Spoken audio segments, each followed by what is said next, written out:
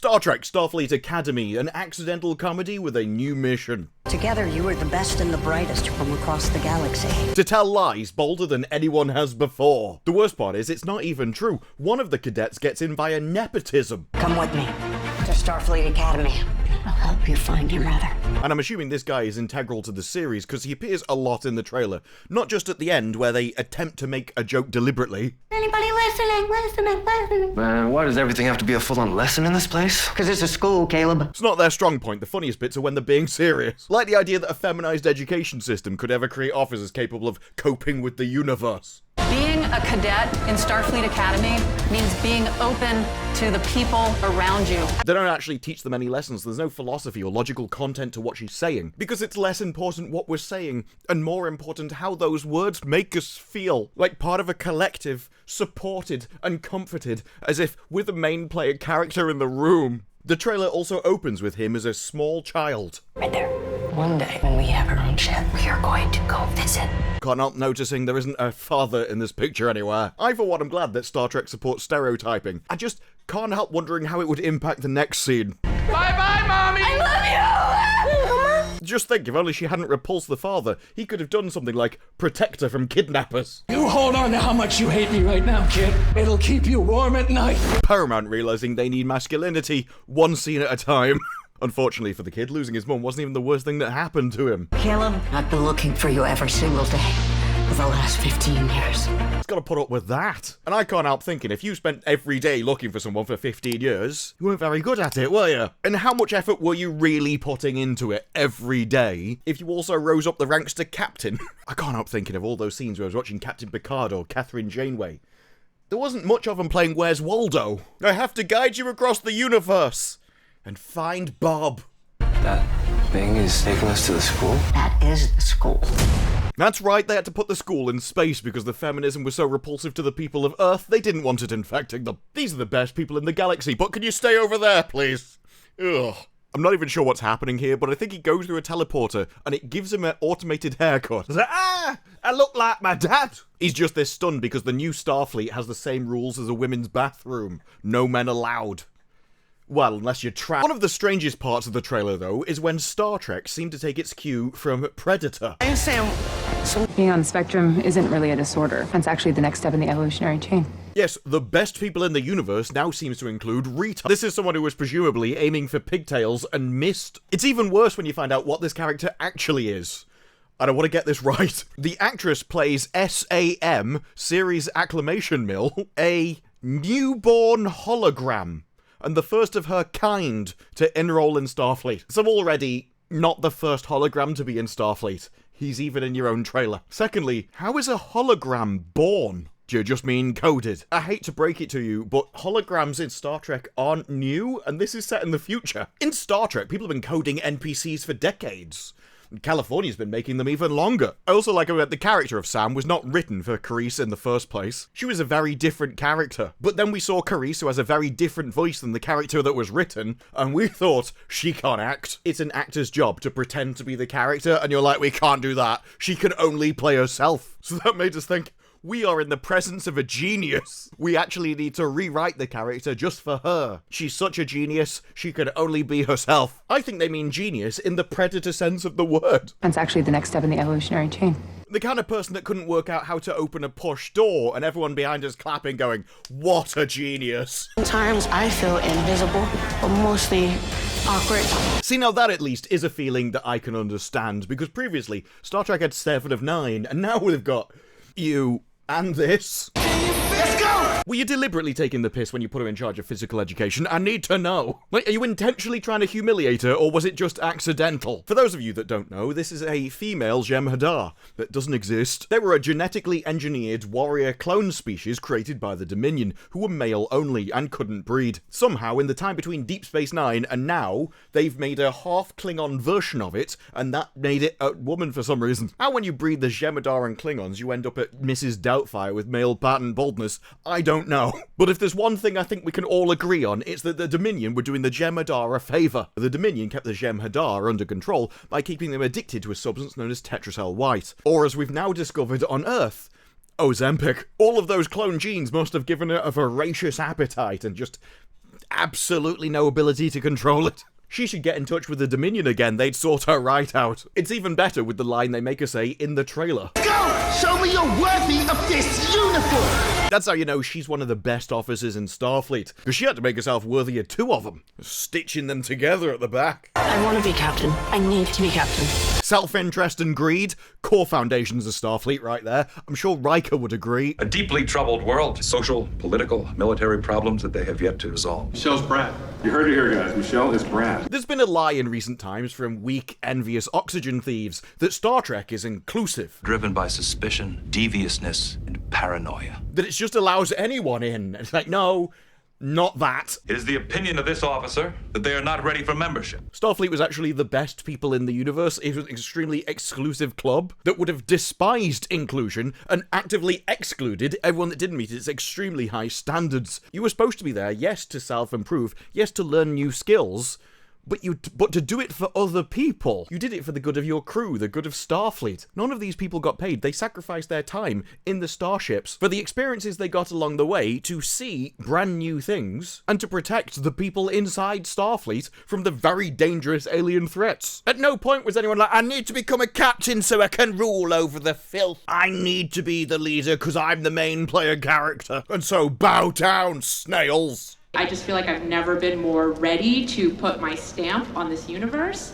and that's what we're going to do. That's what me and Justin are going to do together. In fact, if anyone in Starfleet thought that, they would immediately run you through a test where you found out you were never going to be captain. They would specifically exclude you from being captain because that would be your greatest fear, someone realizing you weren't worthy of it. Although as this is a male show, I'm sure we're never going to explore that. She'll just become a captain. Well, at this point, I wouldn't be surprised if the Doctor came down and promoted her himself. Thank you, QT. You've destroyed Doctor Who as well as I'm about to destroy the ship. They should have known better than to let me drive. We have to parallel park into the repair dock. Who thought that was a good idea? We also have Tilly returning in this series, although admittedly only for 1 episode. If you don't know Tilly, this is the character who is renowned for being autistic, neurodivergent, having various different anxiety disorders. Mary Wiesner herself has spoken about fat shamers and having her body objectified. Although that's undermined when you go, I'm proud to be here, and proud to wear my skin-tight costume, and proud of my body. I really want to wear the skin-tight costume. Stop objectifying me! Gets even more bizarre when she says, you don't always get to see a woman like me in that sort of position. You know, a psychotic murderer. It's like, darling, I think we get that a bit more often than you think. Complains about people posting cruel, unscientific comments when she thinks that everyone is perfect as they're designed. You were designed to shove 10 burgers in your face today. I don't know, I think that might be a little bit unscientific. The married woman with kids even came out and said, I'm not straight. She just happens to be a straight presenting woman. And all I've got to say is, love, you're already ginger, pick a struggle. Could you please do me a favour? Even if you are ginger, could you subscribe? Could you subscribe here on YouTube? There's even a character who's dedicated to being nothing. My family, you're either the centre of the universe or you're nothing. I mean, I admire the honesty. I admire the self-awareness. I just don't think that's a very interesting character. I'm absolutely at everything. A warrior does not let a friend face danger alone. You can tell that not just by the way he's sitting. What we've got here is Justin Trudeau at a Halloween party. Less of a warrior, more of a warrior. A warrior. This guy is so much of a testosterone-filled warrior Chad that he likes to wear a skirt on the evenings. Crosses his legs like they've grown inwards. And I imagine thinks the ridges on his forehead are just useful because they keep the fluids out of his eyes. And all of that is ignoring that this warrior has the muscle mass of me. Today is a good day to DI. And of course, because this is Vampire Diaries in space, we have to have romance. All life getting away from stuff, letting someone in. He's let a few people inside him, I can tell you that. That's hard. There's even adult scenes in this TV series, which when you see what comes next, well, I think it's going to be a problem. If I lose control, I can hurt people. Doesn't scare me. This is Twilight all over again. I wouldn't be surprised if one of the episodes she has to go and start milking bulls. She's like, no, I am a good feminist. Now, normally, I'd be on his side. I don't know what's happened in recent years where men are supposed to pretend that women scare them. Yeah, half mass size and muscle mass. You're so scary, love. The biggest danger they pose would be food poisoning. But in this specific example, I'm going to make an exception. I mean, I have heard of Karens before, but that is a new evolution of it. We have marched into the 24th century where now Karens can break people's eardrums, and you can see the sound vibrations in the air. It is no wonder in this universe they're in so many positions of power. All the blokes are just like, I don't care, just shut up. Look, just have whatever you want, I just can't stand it anymore. Broken down the universe through sheer exhaustion. I told you I wanted 2 pumps of caramel in my coffee. Does put a bit of a different spin on our earlier comment though, doesn't it? If I lose control, I can hurt people. What do you mean? Lose control of your gob? I just can't help it. I'm just a mouthy cow. The lips just move of themselves. I can't control them. It's time for you to stop telling the story. Be a part of it. Oh, and I will be. I didn't even know how much I wanted a series about Zoomers in space until I saw this. I was there pushing for She-Hulk and Willow, and you've just found out, actually, no. My tastes are far more varied than I thought they were. But not too much, because I don't know if you noticed, but Tatiana Maslany was actually in the trailer. She guest stars as the weird little kid's mum. First, that's right. If they find her and put in an episode where we expose her to radiation, then I may end up getting what I want by the back door.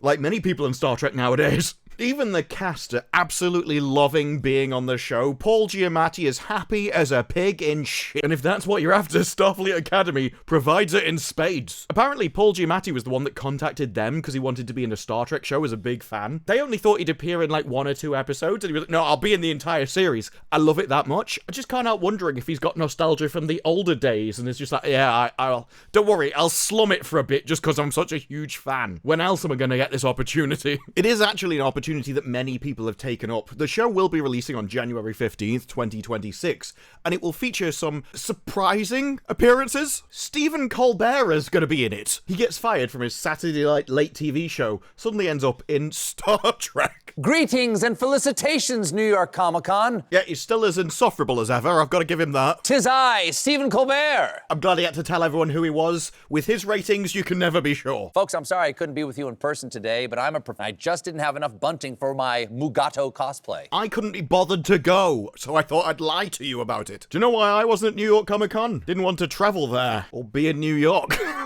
However, nothing could stop me from sharing this exciting news. Because I am contractually obliged to. We'll be joining Star Trek Starfleet Academy as the digital dean of students. Because as if they haven't suffered enough, we've now got to subject them to Stephen Colbert. On the plus side, I'm sure he'll be as funny as the rest of the show. Where I'll get to announce things like, your Telexian furfly has exited the replicator and is now mating with itself. Please report to Science Lab 1 immediately. Children are watching. It's an actual line. Did I call it or what? Live long. Do your thing. Yeah, he actually had it, and it was like, oh crap, today is a good day to DI. But along with the news, we did get new set photos, such as how this Klingon has seemingly freakishly long arms. Freakishly long, wiry, thin arms. It looks like if you picked up a cup of tea, they'd snap. There we are with the Doctor, who's recounting one of his tales about the time where he came back as a different hologram with massive knockers. I was going to make a joke about how this guy has a game of noughts and crosses shaved into the side of his face, but then I realised he does have a game of noughts and crosses shaved into his face. This show might be difficult to take the piss out of, just because it's very difficult to be more absurd. You can't satire something that does it themselves. Also, guy that was playing him, clearly an idiot. There are way more X's on that board. Oh my lord, it's like a pre and post photo of Ozempic. Pre and post divorce. This was me when I was married, and this was me on SSRIs. Divorce, the best diet you can have. It will make you into a miserable cow, though. That's the downside there. For some reason, they're playing laser tag. No, I think they're genuinely playing laser tag, or phaser tag. Welcome, kids. This is all that remains of the Star Trek universe after Kurtzman took over. What you see before you is the remnants of lore. And I do have a problem with ship designs in this because that will get people killed. You turn around to look at the captain and just get blinded. Like, Captain, it'd be a lot easier to talk to you if you didn't need the aura of Jesus behind you in LEDs at all times. Even the ship in this show is going to be utterly bizarre. It has trees in it. It looks like a Star Trek vessel, but we've added elements that make it feel alive. Now, I may not have seen Starfleet Academy, but I was always under the impression that elements that made the ships feel alive were the humans inside it. There had been various different aspects of living things in ships before. So Voyager had like biological gel packs in the walls. They also had plants and stuff grown for food on the ship itself. Not entire trees, that nobody needed trees. There's a holodeck if you need to go out and experience some wildlife. What are you gonna be like, Geordie, what's happened to the shields? Sorry, sir, the Oak's roots have drilled into the warp core again. When it comes to the ship captain, who is also the president of the school, her character is going to be the cool mom, says Kurtzman. Seems like a bit of a contradiction in terms, really. She needs to be the head of the school and be nurturing in that way, but also be tough. Where does any of this fit in the word cool? That's just a complaining mom. She really is in her own category as a captain. What, because she teaches people and is a captain? Let me introduce you to Catherine Janeway, who, if I'm correct, went through this very same arc you're about to with 7 of 9. Sandro Roster is an orphan who's been searching for his mother, Tatiana Maslany, not knowing if she's alive or dead. He realizes his best shot to find her is to join Starfleet Academy. Another person joining for self-interest then. I think we're sensing a pattern of morality here. These aren't fully developed people who understand things like principle. Instead, everything is just self-interest. Self-interest, social consensus. Yeah, it's not going to be a very deep show. They've cast Roster out of acting school. He hasn't had any jobs before, presumably because he was cheap. And the entire ship itself was designed to have an East Coast college vibe. So if you wanted to sum it up in one word, it would be insufferable. And it's even been renewed for season 2. And if people watch season 1, I don't think we really need spoiler warnings to say they won't.